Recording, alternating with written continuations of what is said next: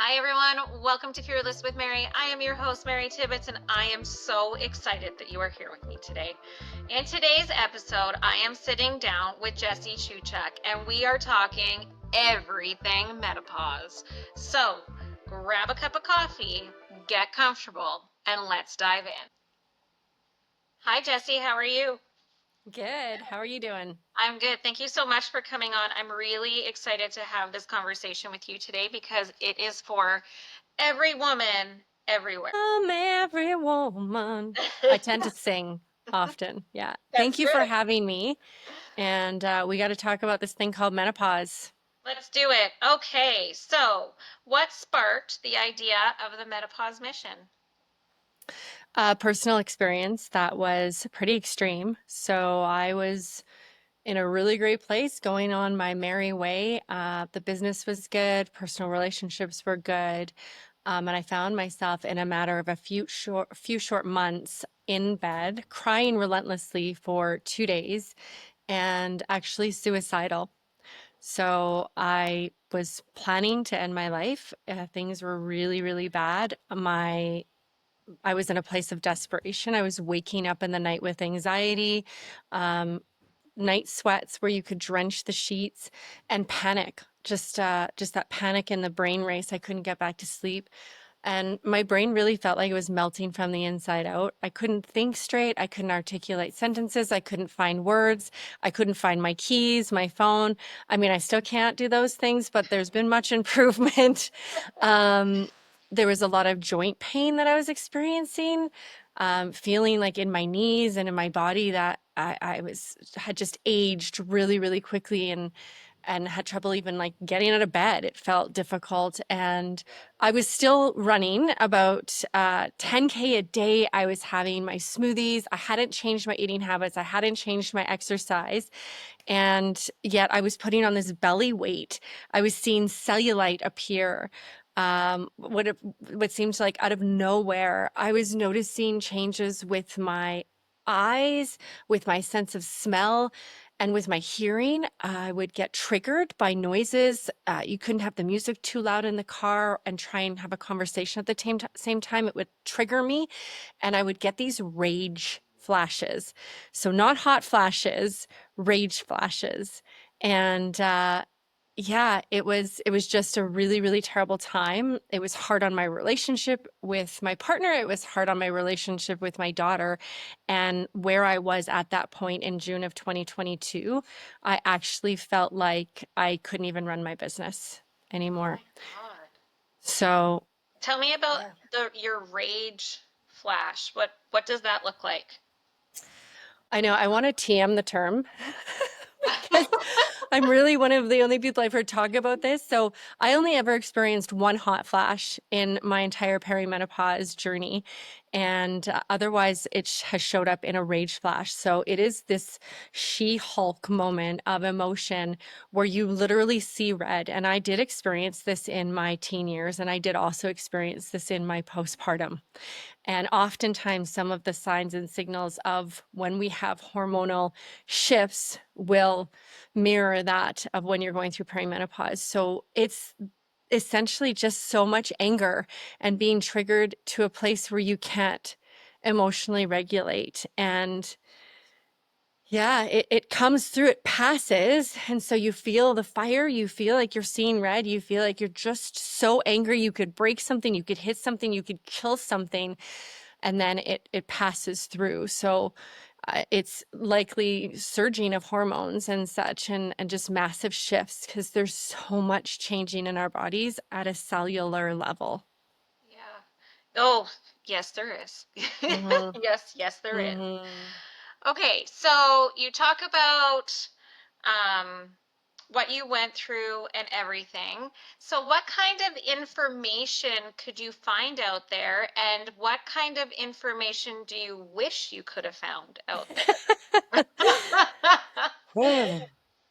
Here we go. So it's a few years ago now, and a lot has shifted, thankfully and amazingly.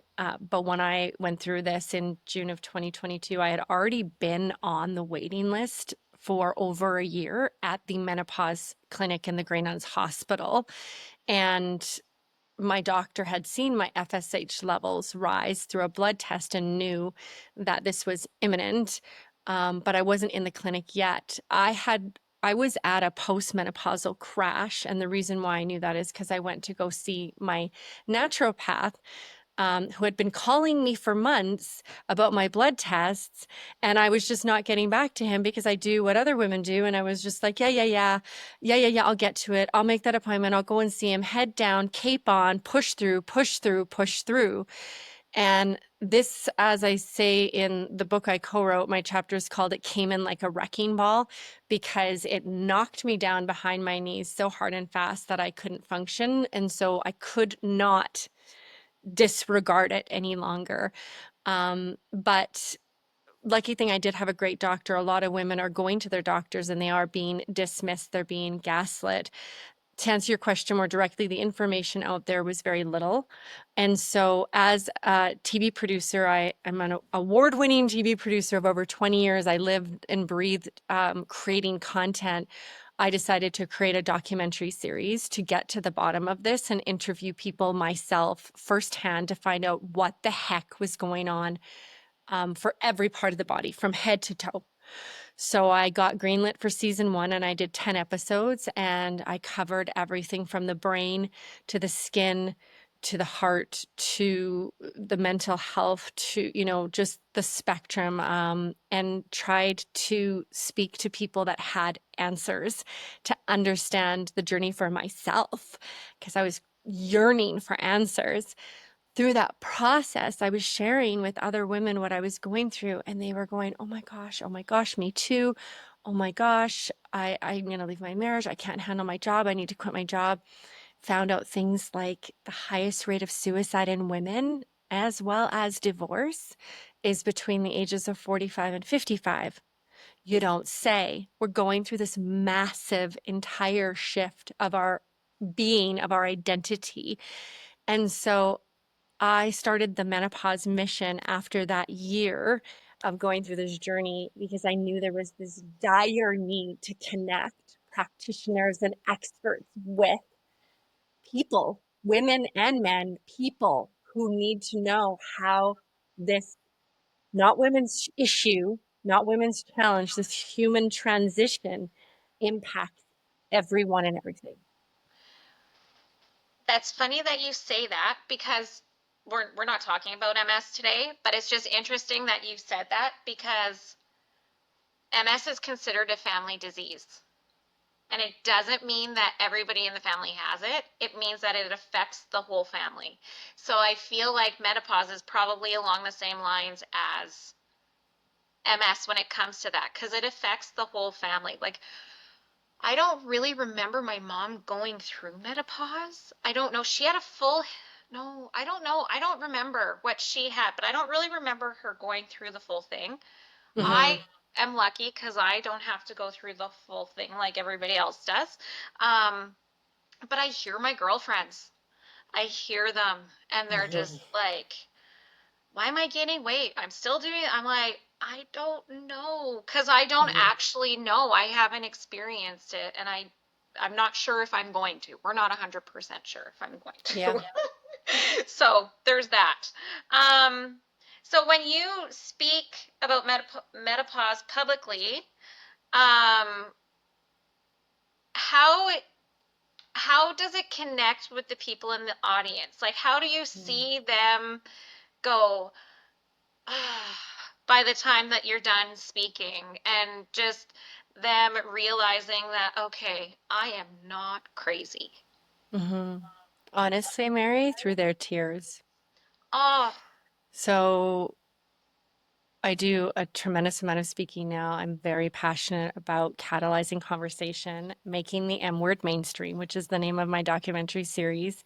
And I just speak so raw and real and from the heart. And I see the tears pouring down their faces. And sometimes the tears are coming from just being in the thick of it, and it's awful, and it's, oh my gosh. Sometimes the tears are tears of joy, because some of the things I will talk about yet, in that there are solutions and you don't just have to grin and bear it. Oftentimes the tears are just being seen for the first time going through this. I had a woman reach out to me directly. I was interviewed by Ryan Jesperson on Real Talk, and she Yeah, I've heard the seen that. show, and she said that she actually couldn't watch the whole thing. She had to pause because she was convulsing in crying. And she has lived in 5 years of the most terrible symptoms. And we joke about hot flashes, and they are no joke. They are uncomfortable. They are miserable. They take over your whole body, and it feels like you're burning up from the inside. And then suddenly you're drenched from the outside, like somebody threw a bucket of water on you. Now, just put yourself in that situation where you're at a dinner party or you're out with friends. I mean, she was having debilitating hot flashes during the day and 5 to 7 during the night where she couldn't even sleep. They would wake her up. And so she's not resting. And so you do lose your mind when you're not getting the sleep. So for 5 years, she put her life on hold. She actually sold her business, her baby, her passion, because she could no longer run it. I get emotional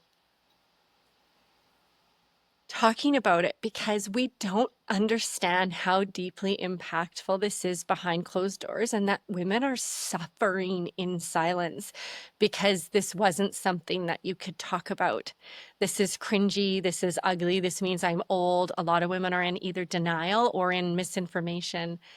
And she got on some hormones, some estrogen, and she, just like what was my situation, feels like she's getting her life back. Wow. And it's crazy. You and I, we were talking before we even came on, and a lot of people don't realize that menopause is one day. One day. Can you explain that to Yeah, everybody? Because I of feel like course. nobody, I only know because research. Right. So, Yeah. yeah. So you have perimenopause, you have menopause, and you have postmenopause. And menopause is actually one day. Menopause is the day that you have been 365 days without a period and not again thereafter. So once you are 1 year, that day is 1 year without a period. That day is your day of menopause. Anything after that is postmenopause. Now, if you get your period again, that kind of resets you back to perimenopause, right? Because you could Oh, get your period again, and which means that you're now waiting potentially another 365 days. And that has happened, right? Perimenopause is everything before that one day. And that is when you're seeing the roller coaster of hormones. Postmenopause, oftentimes it's after a menopause crash, most often. And I'm generalizing because every experience is different. But that's where I was at 42. 42, I was post-menopausal. So that is also a big misconception, Mary, is that this is for somebody old there, and the pictures that are associated with on the pamphlets, if you can find any, are these ladies with white hair and in these like Baba dressing gowns and such. And we it's have like, our moo on. no, Yeah. no. Our bodies start to change as early as 35. 35, you can start the perimenopause journey, and it can last for 10 years approximately. So, we need the education and such needs to happen in our 30s so that we know what we're embarking on. And there are a lot of solutions. There are a lot of preventative measures, both before and during the transition. Yeah, you were saying something about estrogen. Hmm. So, obviously, it's not for everyone, No, but no, it's not. but you're not the first person I've heard to say estrogen was super helpful. Yeah, of course it was, Yeah. because they're finding now that it is our ultimate protective hormone, and it actually prevents things like early onset dementia when you're postmenopausal, diabetes, cardiovascular issues. Um, so what is interesting is HRT to a lot of people equals cancer. And that is misinformation that has been debunked. And it was one of the world's grossest misinformations that was put out there because it caused women to suffer for a really, really long time. But essentially, what happened is there was a study that came out in the early 2000s called the Women's Health Initiative. And this study, which didn't really have great constants, which has now been disproven on many different levels, and a closer look has been taken, they were using synthetic hormones and they were seeing that a relation to breast cancer. And they immediately stopped the study. The study wasn't even completed. And then there was this general consensus that HRT causes breast cancer. And that's what everybody thought for a long time. And so what ended up happening is doctors would actually even lose their license if they were found to be prescribing HRT and such. What we know now, and Health Canada issued their statement in September of 2024, is that there are actually a tremendous amount of benefits to HRT. Can you just tell everybody, sorry, can you tell everybody what HRT is? Hormone replacement therapy. And I think it's also referred to as, I can't remember now. But anyway, hormone replacement therapy. So the hormones we use now are bioidentical that are prescribed. And when I finally got into the menopause clinic at the Grey Nuns, they sat with me and shared with me a binder full of the latest evidence-based research. And I did not think I was a candidate for this because I thought, you hear the buzzings, you hear the things that this caused cancer. Well, I lost my mom to breast cancer when she was 48 years young. My mother died in my arms when I was 23. So you bet your butt I was not looking at HRT as a solution because I did not want that to happen to my daughter. Like, are you kidding me? So essentially, I did get into the clinic, but I did discover all of these other modalities and solutions and things that we can be doing, and the way that we need to show up differently. So like I said, I was running 10K a day. I was eating the same things, but I needed to change how I ate. I needed to change how I slept. I needed to change how I exercised because our bodies are going through this very impactful change and responding to things differently.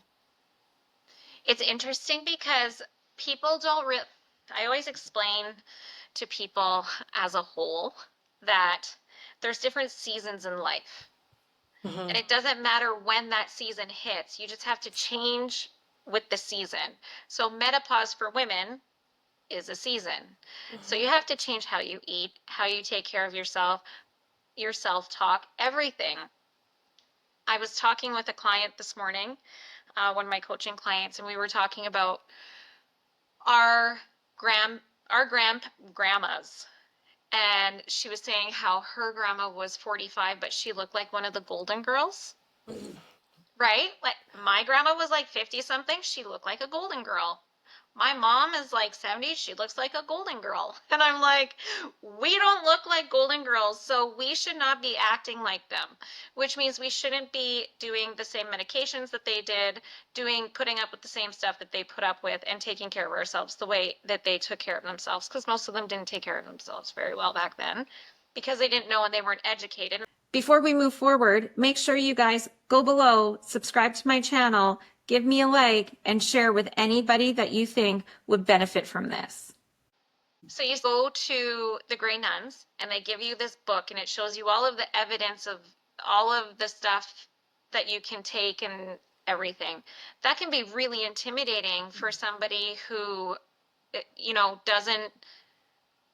not necessarily doesn't know how to do research, because everybody knows how to do research, but to even just comprehend it and understand what the heck they're saying in these things.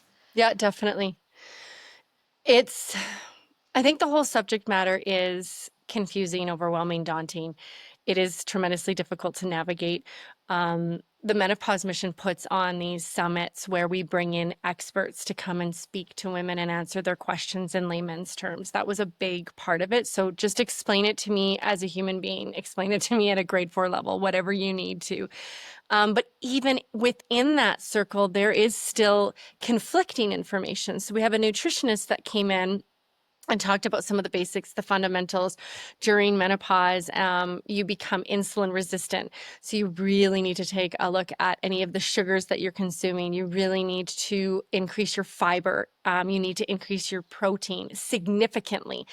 But then there was talk of intermittent fasting, and you have some experts out there that are saying that's the best thing for you to be intermittent fasting during menopause.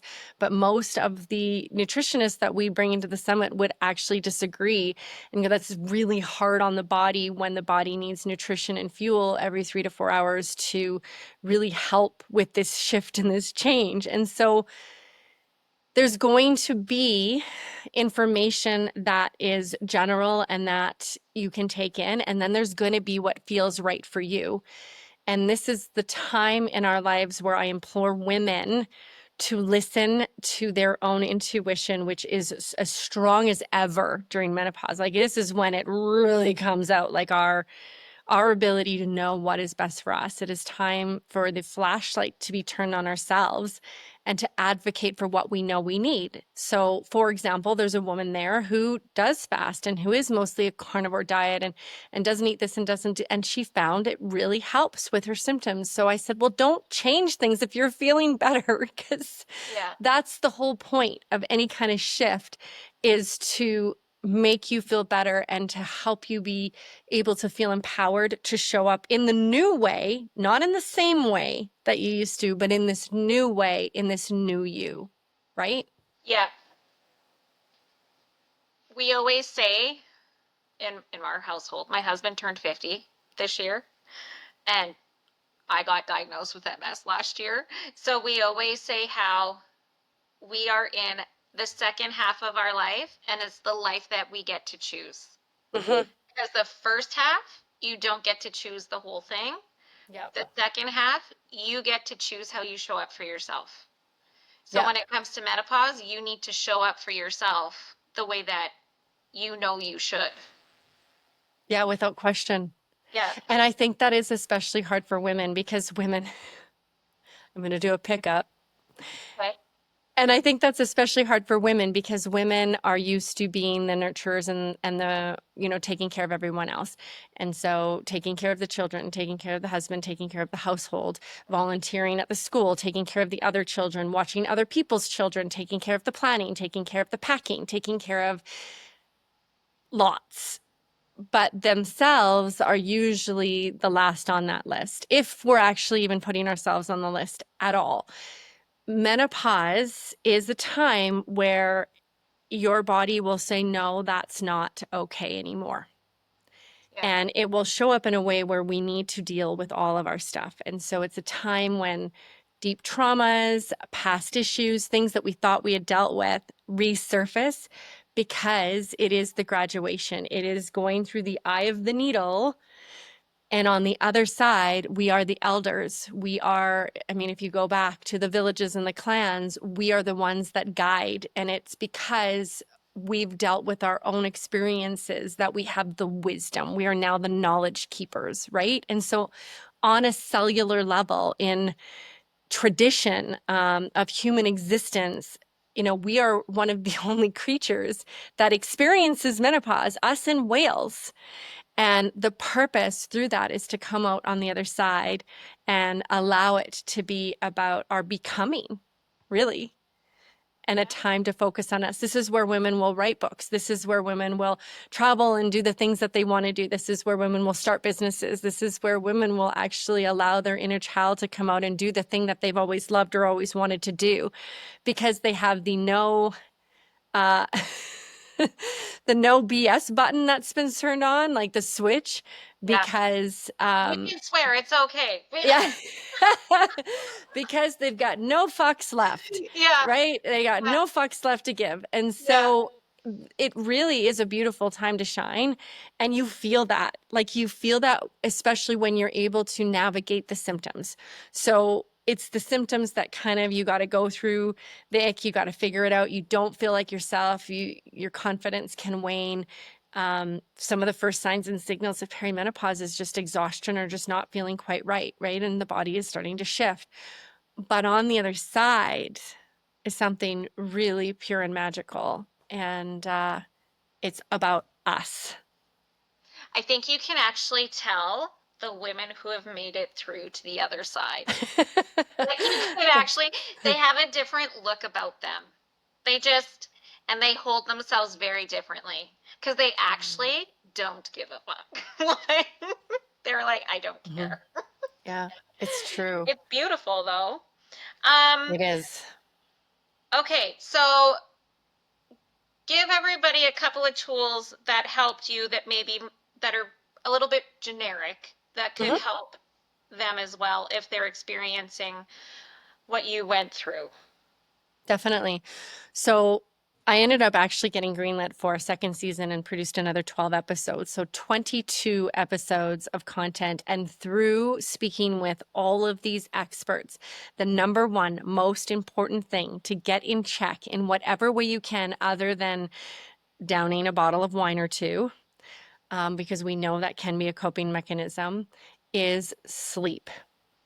If you don't have sleep, you are not regenerating. You are not able to, everything becomes worsened. And during menopause, it is a time where whatever you may be dealing with in your body, it's like a magnifying glass. So it's like holding this mother lode magnifying glass over top of yourself, and everything is amplified or exacerbated. And so this is why women are getting late diagnosed with neurodivergence, because they may have been able to cope their whole life, but in menopause, they just can't anymore. It's just like, I got scrambled eggs in my head.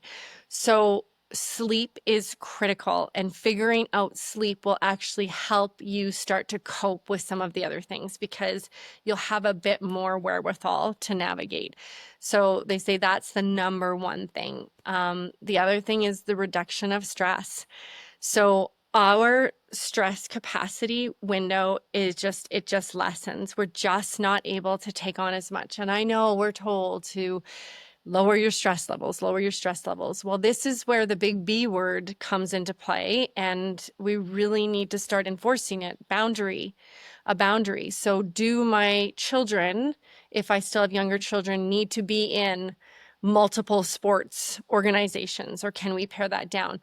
Do I need to be going to as many events, or can I say no? What are some things that I can do for radical self-care? And when we talk about radical self-care, that's different than, a glass of wine and a bath, because I talk about how we have embraced wine culture to a detriment that won't make you feel better. That won't make you feel better during menopause. It will really make the symptoms, especially hot flashes and night sweats, a lot worse because of the sugars. Radical self-care is setting up structures around yourself where you actually say, no, I can't do that, or no, I'm not able to volunteer, or I really can't take that on. And you're protecting the little energy you have, because you're already in a state of exhaustion and overwhelm. And so let's just turn down the heat on the pressure cooker so you're not going to explode, right? That is another big theme. Those are some really good ways and ideas, and start with one. Sometimes when you're told you need to reduce your stress, that idea, it sounds so big and broad and massive that it actually stresses people out. Yeah. But if you just start with one thing, go to one meeting less, or start your day an hour later and take that hour to go for a walk, a half hour, like, it can be baby steps. It can be just one thing. And if you're doing it, then you're going to feel like you're accomplishing something too, right? And then the way we exercise. So with women, we do need to start looking at building in some kind of weights, whether, and it don't have to go out, no equipment. You don't have to buy a gym membership. But if you're going for a walk, maybe you get a weighted vest and throw it on before you go for a walk. It's really, really simple. You just have it by the door, you put it on, and you go for a walk. That will help significantly. But the high cardio increases our cortisol. And when our cortisol increases, that is not good for menopause symptoms. In fact, our high stress levels as women are one of the reasons why this is not your mother's menopause. We're experiencing much more extreme symptoms and for longer because we're living longer and we're taking on more and more.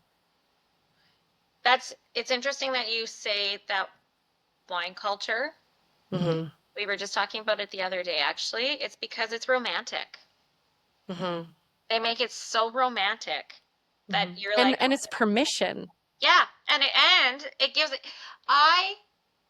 in every single show I ever watch, they're always having a glass of wine. Mm-hmm. Always. Or whiskey, scotch, whatever it is. Mm-hmm. All of these examples, so the sleep, the stress reduction, the lower amounts of alcohol, and the exercise, they all go hand in hand with autoimmune disorders, Hmm. all of them. They're actually, these are the three big ones for autoimmune disorders, especially stress reduction. And just to go back on that, because you're like, just pick one. In the podcast last week, we were talking about the boundaries that you set up with people. And I'm like, my boundary is when people call me and they're like, oh, why don't you come over for 8:30 and we can do something? And I'm like, no, because I don't want to, because I want to have sweatpants and a hoodie on and I want to have a cup of tea and watch my favorite show. Because going to your place at 8:30 at night is stressful, because then I don't get home until 11:30, 12 o'clock. I have that glass of wine, extra glass, while I'm there. I don't sleep very good. And then I get up, and then now it's a vicious cycle. So I would just say, as a whole, sleep hygiene, because it is the number one. Sleep hygiene is number one. Menopause, non-menopause, autoimmune, non-autoimmune, just as a whole. And I think that it needs to be taught in school. I agree. I love that you brought that up. I have a friend group, and I actually started a little tradition, a little thing between us, and we're all entrepreneurs or leaders in the community. And I said, okay, I'd like a small group of people to come over. I would like you to come over in your comfies. And there's no need for makeup. There's no need for getting dressed. I am going to provide a minimal amount of snacks, and you're invited to come, but you must leave by 9. And so we got together, we did this thing, and then I ended up doing it again. I was like, hey, can you do that? That was really great. That was awesome. I was home. I was in bed by like 9:30, 10. And so now each month one of us hosts. And you bet we're watching our clocks, and I'm pointing to my wrists like I don't even wear a watch, but we're watching our clocks, and at about 8:45, everyone's starting to shift. We're concluding any thought or conversation, and you bet your butt by the time the clock strikes 9, we're gone. We're all driving away. And we're like, this is the best thing ever. It is so awesome. Ever. There was a thing I seen on Instagram, and I want to go. I told my husband, I said, if this ever comes, we're going. It's the dance party. The dance party, and yes. It starts at 4:30. You have to show ID. You have to be over the age of 40. Yeah. It starts at 4:30, and it's done at 9 o'clock. I'm like, I would do a road trip to do that, just so I could have that much fun, but still be home in time to yes. go. Yes. Yeah. Yes, they need to So let's start shifting that, right? And I mean, wouldn't it be amazing if you actually had clubs and hospitality listening to this and going, oh my gosh, what if we had like woman's hour, or open up the dance club to only 40 between 7 and 9, or between 6 and 9 at nightclubs. And then you clean up, you have round 2 of the youngins that are usually starting to go out by 11, you know what I mean? And you really I'm onto something here, actually. This is a great, we are onto something here. Like, we need to do this, because I would be the biggest promoter. Let's do this. I'd be like handing out the cards. Here, come for free, 100%. Oh my God. Mocktails and dancing till 9. But yes, 100%. No sugar though, but they would be good. They would be good. They would be good. Oh So my where can gosh, I love everybody it. find your film? Where's your documentaries? Where can we find these? So on the Menopause Mission website, everything is for free. I wanted to make sure that this information was accessible to everyone, no matter what demographic, no matter where they were in life. And so you can go on to themenopausemission.org, and you may need to sign up, like put your name in, but that's just so that we can send information about when we're having our summits, our coffee connections once a month to gather women together. And we're going to be doing online Zoom calls to have a greater global reach because of the demand. But you can watch the documentary for free, all 22 episodes. And then there's also Find a Professional. And these are our incredible partners on this page. They are people that we have vetted. They are registered nurses, they are naturopaths, they are medical doctors, they are pelvic floor health. Eurospot is a big sponsor. They are new supplements, something for hair loss. And so, whatever it is you're going through or you're experiencing, there's likely a professional there that we vetted that will not turn you away, that dismiss you, gaslight you, any of those things. They will hear you, they will listen to you, they will help you, they will guide you. And so that was really, really important to me for women to know that there are safe spaces for them to be seen and heard. That's amazing. And then where do we find your book, my friend? Yeah, that is a great question. So I am launching that soon. So I decided, because I was so passionate about this, that I was going to go into this full-time professionally, keynote speaking. And so I have been doing that. I do have the book. It's going to be available on my website, off of my Modern Muse Media. So I run a content creation agency called Modern Muse Media. But if anybody's interested, they can just reach out to me. And my new brand is based off my Instagram name, which is Ms. Jesse Muse. And so for me, I want to be a muse to people. I want to be an inspiration that they can get through this, that they are goddesses, and that we are all in this together. So, yeah. That's that is beautiful. And you're gonna send me all the links, and we're gonna put everything in for everybody, make it easy to just click and go where they need to go and all of that other Yeah, stuff. you bet. I do have a link that I can send to purchase the book, so I can definitely get that over to you as well. Yeah, because then we'll do it on, yeah, we'll do all of that. Anyway, Yeah. thanks so much for coming on. I'm so happy you came on. We're gonna have you on again. 100%. Thank Right? you. Because once the book gets all situated and all that other stuff, we need to Yeah. have you on again and we can do it. There's so much you can talk about menopause. Like I'm sure we could talk for hours and hours and hours. Yeah, definitely. I mean, we And just touched the surface for sure. yeah, once you get, and we can, next time we'll go a little deeper into the research and stuff that you've done. Yeah, So, definitely. okay, Well, I my, want to say thank you for giving menopause this space and the broadcast and being a part of the change and the movement because honestly, I can give you the statistic that is 1 billion women are in some form of menopause transition right now. 1 billion. And women being the glue that holds everything together, if they are falling apart, everything else falls apart too. So this is impacting workplaces, this is impacting homes, this is impacting communities, this is impacting our society. So we need to get out there and make this M word mainstream and talk about it. yeah, we do 100%, and we're going to. You already are.